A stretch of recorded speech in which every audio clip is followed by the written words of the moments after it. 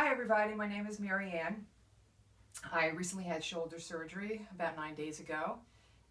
It is April 2017 and I am here to share with you my experience on preparing for my surgery and the things that worked for me and what I found out after my surgery with my preparation. I'm not going to go too much into my surgery. There are other videos out there that you can find information on how people have progressed from day to day or from week to week. My surgery was for a small tear and some arthritis and a bone spur in my left shoulder. So I was pretty fortunate because I am right-handed. So that being said, I'm just going to have you take a look at my room and show you my healing space. And this is where I have been for the last week, trying to get some good healing energy into my body so that my shoulder and my bone can heal. Prior to my surgery, I did prepare in ways that maybe some people don't prepare. And that is, I made sure that I went to the chiropractor, I went to a massage, and I also had some Reiki done, which is healing energy. I am a Reiki practitioner, a Reiki master, and a Healing Touch certified practitioner. So I truly believe in balancing the body's energy to help you heal, to help you get ready for surgery. I think it's very important.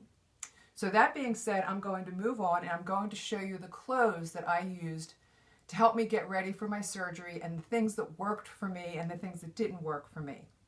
I bought several shirts that were large. I should have bought extra large, as one lady on the internet said, but I went with the large.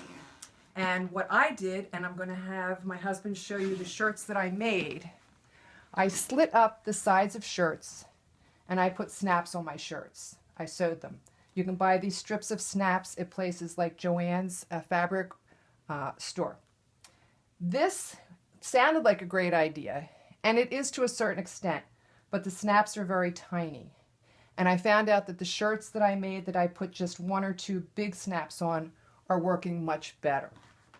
I also tried this with some inexpensive bras from Target for the women because this was never addressed on any of the sites that I found, how to get a bra on. And that was a big concern for me because I'm a little on the bigger side of most women are. I bought a cheap bra, I slit the strap, and I used big snaps on one and Velcro on the other. The Velcro I did not like. I even tried it on some of my shirts, but it became very itchy.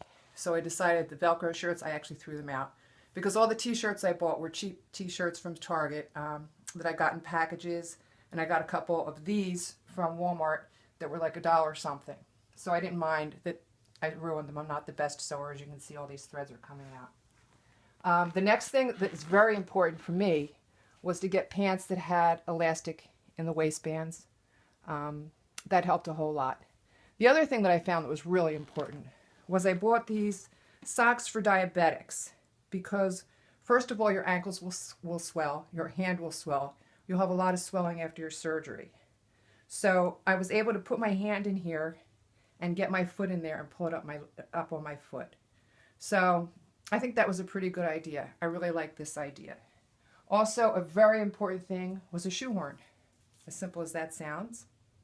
And I had to break down and buy what I call my old lady shoes. And these are shoes that have Velcro in them.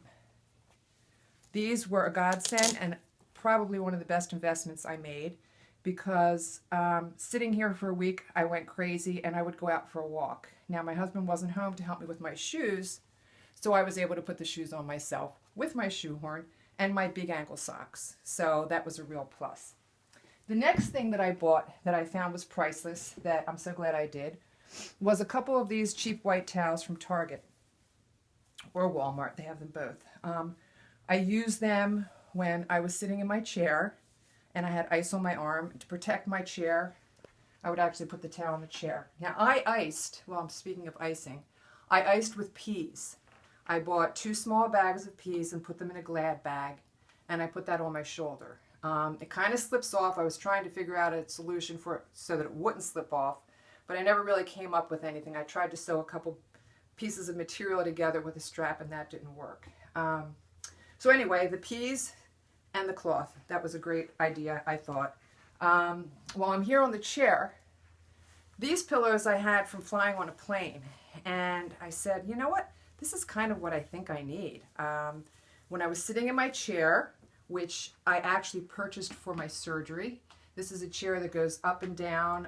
It moves independently on the top and independently on the bottom, because you have to sleep in an upright chair for at least 4 days.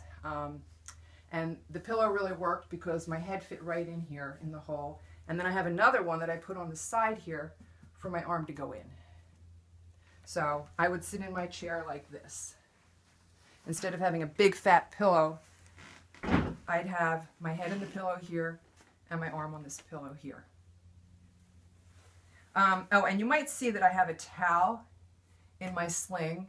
I found that the strapping, the stitching in the sling gets very irritating, especially as your arm swells. Your skin becomes very sensitive. And I tried all different things in there, pillowcases, and I actually had medical pads that I put in there. They were big, like sterile gauze pads. They didn't work as well as just taking one of these big white towels and putting that in there. Okay, so that's the clothes. That was the chair. And while we're over here talking about laying in bed and chairs, I moved from the chair to the bed within about 4 or 5 days. And I was very fortunate because where I bought the chair, the man gave me this wonderful wedge. And you can't sleep laying down flat for a while because it really puts too much pressure on the shoulder and the joint. So this worked out well. I was able to move into the bed and put a couple pillows on top of it, and it kept me propped up pretty well. And I also still used this in the bed. Moving on to things that I needed to kind of keep me healthy and help me sleep a little bit at night. I got myself a sound machine, which sounds like a fan running constantly. And that's this. I got this at Bed and Bath. I put that on at night and even during the day. And it really did kind of calm me and help me sleep. Now at night what I would do is I would go to YouTube and look up some deep sleep music. Put my headset on, put my sound machine on, sit in my chair, take my pain medication, and I was in a very happy place for a good 4 days. So just know you'll be in a happy place for a while anyway. I also used a diffuser and diffused a couple of essential oils. If you're going to use essential oils, be careful, know what you're doing. I bought something called Dream. It's an essential oil by a company called Floricopia. You can get your oils from many companies. I deal with Young Living, I deal with Rocky Mountain, and I've just started dealing with Floricopia. I also had a lavender, and I had a vetiver, which is a very earthy tone that kind of just calms you. I wouldn't put this in the diffuser. It's a very viscous oil. You can get more information on oils from an aromatherapist. Try to go to a certified aromatherapist. Okay, moving on. I also got this Deep Relief, which my husband put on my neck a couple times because your neck tends to get very sore.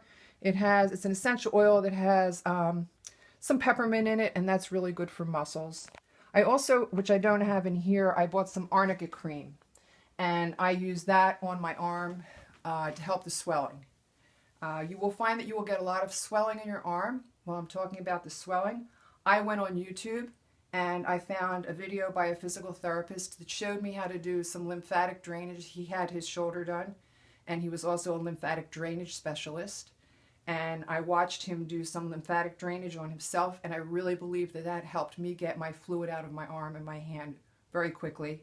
I also had a lot of swelling in my legs, and found a massage therapist on YouTube and went through a couple of her lymphatic moves for about 2 or 3 days, and it did move the fluid. But I would check with your doctor before you do any of that stuff. I would check with your doctor before you do any of the essential oils. Do not do them prior to your surgery. It's not good to do any herbs or oils before your surgery. Some of the things that helped me with constipation, because when you take the pain medications, you will definitely get constipated. I used some Phillips milk of magnesia. You can use pericolase, which is a stool softener, and a laxative, or you could use just colase, which is a stool softener. These two seem to work, and I also drank some extra fiber. I tend to get very bad indigestion when I take aspirin and any kind of pain medication, so right now I'm going through a flare-up of my acid reflux. What works for me is this DGL. It's called licorice root. It's good for helping to soothe the stomach and the lining of the stomach. I'm at such a bad place right now, I'm doing DGL and Zantac at the same time. So I don't know if anybody else is going to have that issue. I also started taking Wobenzyme. This was prescribed to me about 5 years ago when I had knee surgery. And I said, maybe I'll try this again with my shoulder. And this is really good for joint health. So check with your doctor before you take it. It's clinically researched that it does help the joints. Then definitely get something for soothing your throat, because when you come home the first day, your throat will be sore for about 2 to 3 days if you have anesthesia. This was a godsend, and it really did help. I also had some ginger candy. I was afraid I might get a little nauseous, and the ginger candy helped with the nauseousness after anesthesia. I also have some eye drops because my eyes were tending to get really dry. Could have been from the anesthesia, I'm not quite sure, but I tend to have dry eyes. I also had my iPad handy, used that a lot, and I think that's it. My husband put a TV up in here for me. So this is my happy place. I come up here even now as I'm recovering. I sit and I watch TV, and I still am having a hard time sleeping at night, which I called the nurse and she said that's normal. So she told me to take some Benadryl, which I did the first 2 nights that I had a really hard time sleeping. And I took the Benadryl, and believe me, I was out for a good 4 hours. But I tend to wake up in the middle of the night, and that's an issue. That's been an issue even before my surgery, but it's even worse now. And I will tell you that the sling is probably the worst part of the surgery. I was done my pain medication in 4 days. I got off of that. And the thing that kept me up at night is just the sling. It's just been an issue. I bruised under my arm from this bump here. I've just been uncomfortable in it. And this is the thing I just want to take and I want to throw out. But seems like things are going okay. I have my first doctor's appointment tomorrow. But I hope this helps, because I was kind of at a loss as to how to get ready. Just definitely have your peas, your ice ready when you get home. I had thought of buying an ice machine and decided not to because it was a little too expensive. How much did I pay for the bags of peas? $5, I guess. And that just really helps. I also tried to make my own ice packs, which was found online. A doctor recommended you use 2 cups of water and a cup of alcohol, and you put them in some Gladlock bags. And they did work. They get very cold. They're very good. They don't last too long when you put them on your arm, but that was a good substitute for an in-between with the peas. So I hope that helps. Good luck with your surgeries, and I'll let you know how I make out. Thanks for sticking with me.